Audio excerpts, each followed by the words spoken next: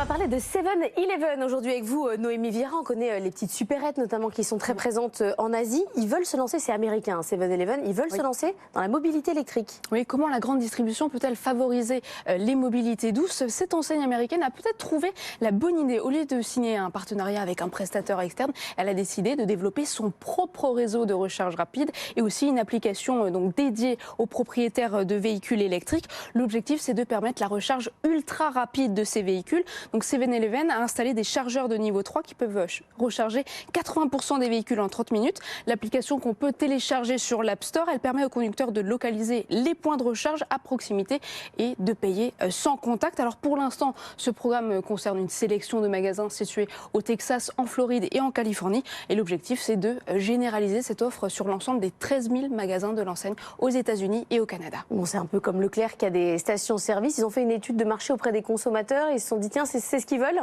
Oui, ce programme montre aussi la capacité de l'enseigne à innover, à se positionner comme un acteur qui s'engage en faveur des mobilités douces. Le distributeur américain montre qu'il sait anticiper les besoins futurs d'un marché qui est pourtant seulement émergent. Donc l'enseigne n'attend pas que d'autres prestataires installent des bornes recharge. Elle veut être acteur de ce changement positif. C'est son propre réseau. Et 7-Eleven va à la rencontre du client, veut lui offrir une nouvelle expérience, plus de confort, plus de praticité. C'est-à-dire que le consommateur peut très bien faire ses courses en attendant la recharge du véhicule. Donc ça lui permet aussi de gagner du temps. Bon, et en France, est-ce qu'on voit les stations justement de Leclerc ou de Casino évoluer avec des bornes électriques? Alors ça évolue, même si on n'a pas encore aujourd'hui beaucoup de précisions sur les chiffres des bornes de recharge des différents distributeurs.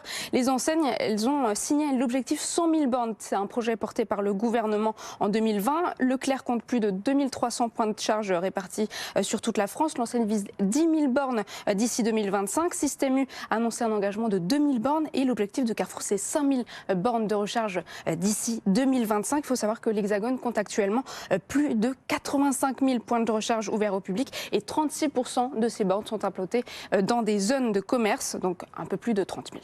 Merci beaucoup, Noémie Vira.